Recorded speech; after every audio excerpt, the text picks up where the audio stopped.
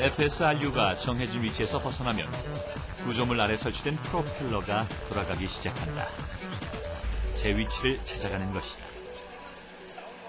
실제 해상에서는 DGPS를 이용해서 선체의 운동이나 그 자세를 측정을 하고요. 그 개척된 데이터를 이용해서 우리가 원하는 위치나 자세와의 차이를 이제 계산을 하게 됩니다. 그 차이를 이용해서 추력기의 작동을 이제 함으로써 그 힘의 방향과 크기를 우리가 입력 데이터를 주게 되면 그 선체가 우리가 원하는 거동의 상태로 이제 움직이게 되는 그런 시스템이 되겠습니다. 모형의 앞부분만 고정한 채 실험을 계속했다. 인공풍랑에 의해 모형의 뒷부분은 많이 움직였지만 곧바로 제 위치로 돌아왔다. 물 위에서 제자리를 지키는 것은 모든 부유식 구조물의 핵심 기술이다.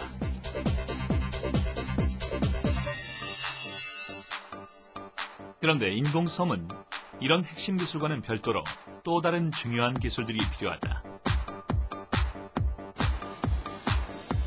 그중 하나가 인공섬 위에 지어질 건물에 대한 것이다. 각 섬마다 하루에도 수백 명이 이용하는 대형 건물이 지어진다. 일반적인 부유식 구조물과는 달리 건물의 크기가 거의 섬 크기와 맞먹고 높은 건물은 3층이나 된다.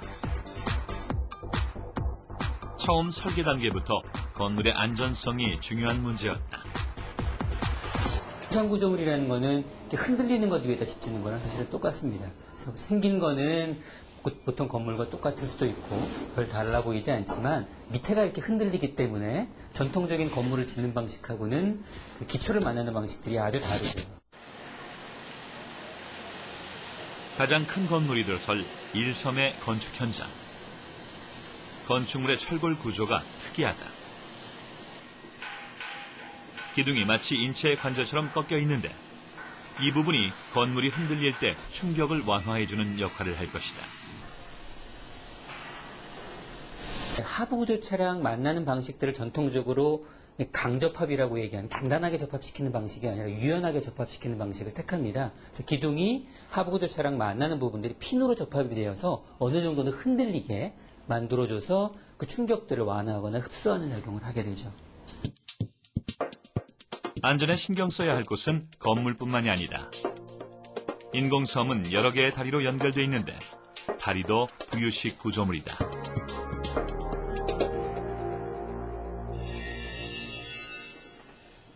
인공섬의 하부 구조를 설계한 업체. 한강에 홍수가 났을 때 인공섬 구조물에 어느 정도의 압박이 가해지는지 시뮬레이션을 통해 예측해봤다.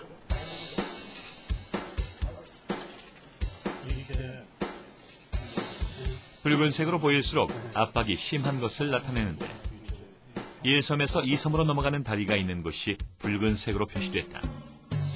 10m 이상 수위가 올라가기 때문에 다리가 끊어질 위험까지 있다. 인공섬 공사장의 한쪽에 있는 대형 구조물. 이것이 한강에 띄워질 인공섬 다리의 일부분이다.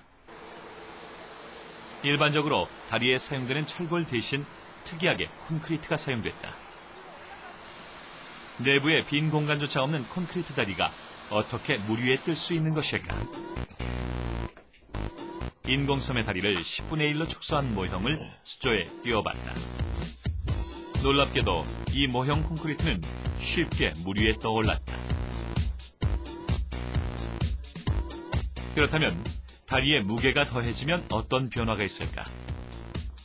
10분의 1로 축소된 4톤 트럭을 다리 모형 위에 올려놓고 변화를 관찰했다.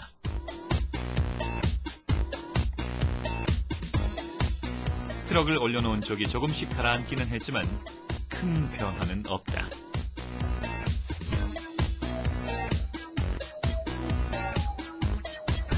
(4톤짜리) 차량이 자유스럽게 이제 왕래할 수 있고요. 아마 사람들이 올라간다 그러면은 아마 한 몇천 명 정도 올라가도 그 도교상에는 문제가 없을 정도로 지금 제일 긴 도교의 경우는 뭐 1000명 이상 올라가도 그 문제가 없을 정도의 그런 다리로 지금 설계가 되어 있는 상황입니다. 콘크리트로 만든 다리가 엄청난 무게를 견디며 물 위에 잘 뜰 수 있는 것은 내부에 특수 재질이 들어있기 때문이다. 콘크리트 틀 안은 물에 잘 뜨는 부력재로 채워져 있다.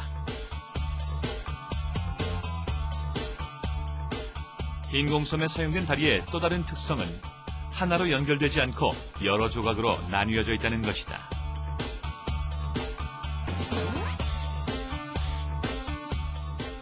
다리와 다리 사이는 쿠션 역할을 하는 고무 재질로 연결돼 있다. 이렇게 다리를 여러 조각으로 연결한 것은 외부 충격에 강하기 때문이다.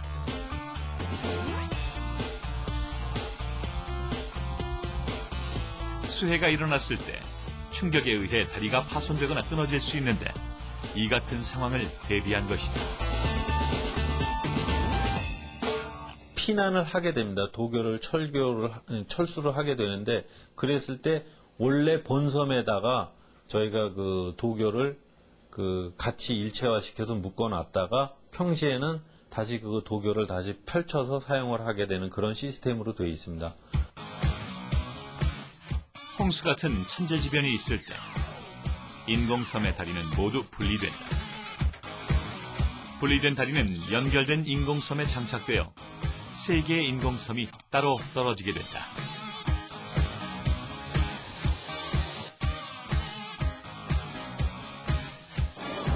한강 최초의 대형 부유식 구조물인 인공섬. 인공섬을 만드는 과정은 모든 것이 새로운 도전이다. 인공섬을 강으로 띄우는 진수식부터 대형 앵커를 한강 바닥에 설치하는 계류 시스템, 그리고 새로운 형태의 건축물과 부유식 다리 등등 플로팅 아일랜드 프로젝트에는 여러 가지 과학기술이